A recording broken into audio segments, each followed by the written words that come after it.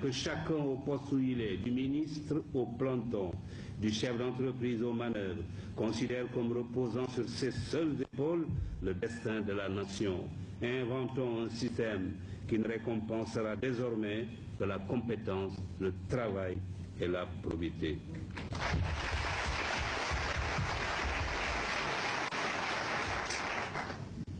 Cette citation a été longue, je le reconnais. Si elle l'a été, c'est parce que je considère que les mots qu'elle contient ont encore aujourd'hui toutes les raisons d'être redits. Surtout que nous allons vers des compétitions électorales. Alors, si j'ai quelque chose à vous dire aujourd'hui, mesdames, messieurs, en tant qu'ancien, c'est de rappeler deux mots que Senghor, auteur des paroles de notre hymne national, y a glissé. Nous les chantons machinalement sans y prêter grande attention. Dans les moments d'interrogation, il faut non les chanter, mais les murmurer du fond du cœur à chaque instant et leur obéir. Ces deux mots sont Sénégalais debout.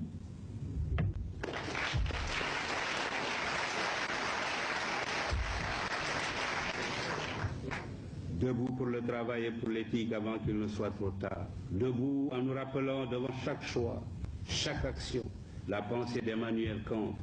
Demandons-nous chaque fois que nous sommes tentés d'avoir un comportement non éthique, ce que serait la vie si chacun faisait comme nous. Demandons-nous ce que serait une société de délateurs, de profiteurs, de voleurs, de corrupteurs et de corrompus, d'indisciplinés, d'insouciants, d'égoïstes, de fraudeurs. La liste est longue, mais la réponse est une, ce serait une société vouée à l'échec et peut-être à la déchéance et à la misère matérielle et intellectuelle. Alors, évitons de tels comportements.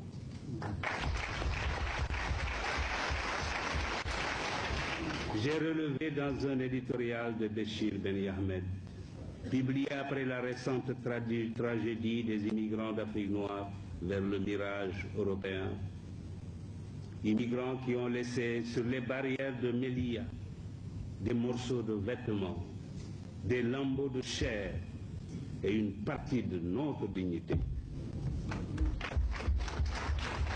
J'ai lu dans cet éditorial l'Afrique subsaharienne, 700 millions d'habitants, a jusqu'ici raté son développement économique et social parce que les gouvernements qui sont succédés à la tête des pays qui la composent n'ont pas su éduquer et soigner leur peuple pour les mettre utilement au travail.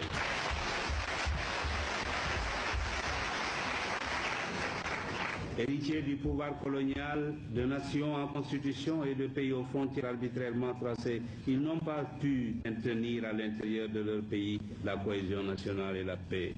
De leur côté, les anciennes puissances coloniales ont mal aidé. Quant à la Banque mondiale et au FMI, agents d'un ordre économique mondial injuste, ils ont erré. Cette conjonction de facteurs défavorables, toujours à l'œuvre en 2005, près de 50 ans après les indépendances, explique les malheurs actuels du seul continent qui voit augmenter le nombre de ses démunis. Fin de citation. Nous, Sénégalais, sommes capables de renverser cette tendance si nous le voulons vraiment, sincèrement. Pour nous, j'en suis convaincu, ce n'est pas trop tard, mais il faut faire vite. Au lendemain de son élection, le président Abdoulaye Wade avait lancé « Travailler, toujours travailler, encore travailler ». J'avais tout de suite saisi mon téléphone, je l'ai appelé et l'ai félicité. Malheureusement, je dois dire que je n'ai pas l'impression que tous les Sénégalais aient entendu cet appel. Pourtant, le chemin qu'il indique est le seul qui soit capable de nous sortir de nos difficultés. Je crois que le président Abdoulaye Wade lui-même a la même impression que moi, puisqu'il a été obligé, je l'ai entendu à la télévision, de se répéter à l'occasion d'un récent retour de voyage. Le travail et l'éthique sont les seuls outils du développement véritable. Nous devons les ériger en principe premier si nous voulons sortir notre pays de la misère. Il n'y a pas d'autre voie. Nos amis les Marocains qui avancent à grands pas vers le développement ont créé une instance éthique et réconciliation. Quand on les interroge sur la situation de leur pays, Ils parlent non de politique, mais plutôt d'éducation, de santé, de salubrité, d'ordre et de discipline. L'essentiel de leur discours est éthique et développement. Quand on interroge un Sénégalais, faites-en l'expérience sur la situation de son pays. Il parle de remaniement ministériel, de querelles ou de limogeage politique. Que nos dirigeants politiques m'excusent, mais ils savent tous comme moi que ce n'est pas la politique politicienne qui développe un pays.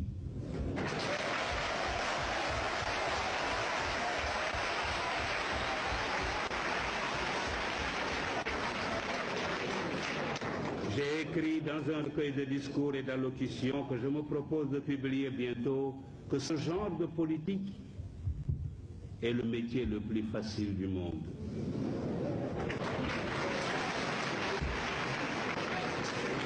Il ne nécessite ni études, ni apprentissage. Plutôt que d'avoir de grands politiciens, cherchons à avoir de grands médecins, de grands ingénieurs, de grands professeurs, de grands spécialistes de l'économie et des finances, et même des savants. Les pays les plus puissants du monde ne sont pas ceux où la politique est reine. C'est plutôt le contraire. Les Marocains ne sont pas les seuls à se soucier de l'éducation, du travail et de l'éthique. L'Asie du Sud-Est, les organisations internationales et même les pays développés ont décidé de s'engager sur la voie de l'éthique. Des comités et des commissions commencent à se dresser un peu partout, comme des sentinelles de la vigilance morale sur les routes de la recherche scientifique et technologique, de la gouvernance, de l'entreprise, du négoce, du sport et de toutes les activités humaines. Leur mission consiste à informer, éduquer, prévenir, enquêter, proposer des remèdes ou des sanctions aux organes compétents. L'éthique est désormais enseignée dans plusieurs universités, écoles et instituts. Il nous faut participer à ce mouvement. Il faut alors que dans nos institutions, dans nos organes, nos administrations, nos ateliers et nos bureaux, partout, suivre cet exemple. Il faut que triomphe l'éthique au Sénégal. L'université Cheikh Anta Diop doit donner l'exemple.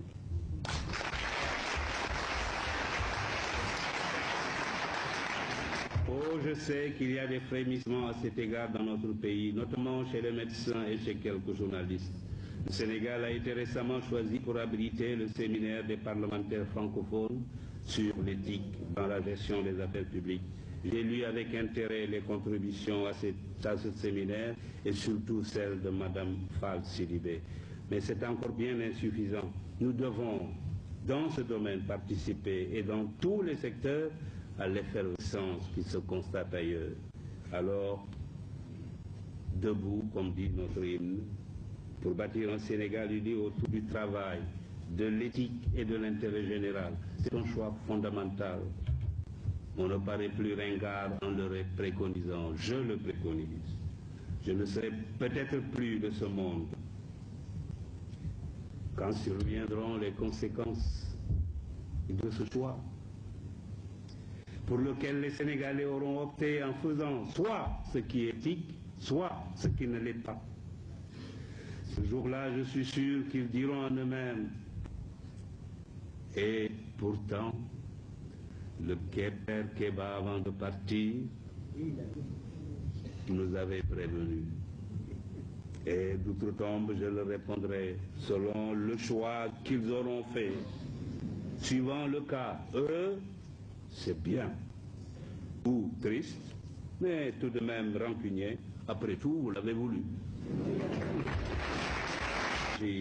Monsieur le ministre de l'Éducation, Monsieur le recteur, Excellences, Mesdames, Messieurs les professeurs, Mesdames, Mesdemoiselles, Messieurs les étudiants, chers invités, il me faut maintenant prendre congé de vous. Si j'ai un dernier mot à dire, le mot de la fin que je préfère aux conclusions conventionnelles, c'est bien celui-ci. J'ai la conviction très nette que de même que l'on est d'accord pour affirmer que la liberté et le pouvoir doivent être limités par les droits des autres, de même, l'éthique doit être constituée comme la mesure obligatoire de l'exercice de tout droit, de toute liberté, de tout pouvoir. Mais il faut, pour que survienne le règne de l'éthique, deux conditions. D'abord, il faut que la justice soit forte et respectée, qu'elle soit servie par des magistrats bien traités et indépendants. J'ai lu samedi dernier le compte-rendu des débats sur la justice à l'Assemblée nationale. Je dois reconnaître, Monsieur le Premier Président, que j'ai été atterré. C'est parce que j'y ai appris que les députés, après les avocats, ont dénoncé la corruption des magistrats et que le gouvernement, malgré une défense de principe, a reconnu qu'il y a bien dans la justice, et c'est une citation, des individus qui, par leur comportement, dans leurs faits et gestes, se comportent comme des corrompus. Fin de citation. C'est terrible et inadmissible à la fois. Il faut y remédier sans délai, Monsieur le ministre de la Justice. Je ne suis pas sûr que vous êtes dans la salle, mais je le répète, il faut y remédier. Les magistrats doivent être indépendants du pouvoir, des partis au procès et du public. C'est par là que le monde nous juge, parce que c'est par là que nous pouvons prouver que notre capacité à assurer la solidité de nos institutions et la stabilité du régime politique que nous avons choisi est réelle. La sécurité future des gouvernants d'aujourd'hui et la confiance actuelle des acteurs de notre développement en dépendent étroitement. La deuxième condition du règne de l'éthique, c'est l'éducation. Il est indispensable que nos enfants et nos petits-enfants bénéficient d'une bonne éducation. Tous mes amis des pays émergents me le disent, la clé de leur réussite, c'est l'éducation. Que nos étudiants entrent à l'université comme on entre dans les ordres ou au Dara, et que les meilleurs soient mis dans les conditions optimales pour devenir des cadres de haut niveau, ou même, pourquoi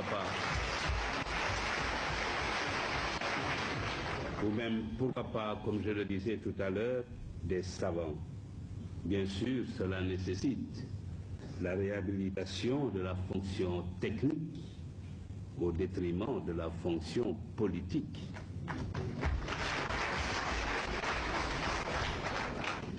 Nous sommes bien ici, dans cette salle, au lieu qu'il faut pour le clamer.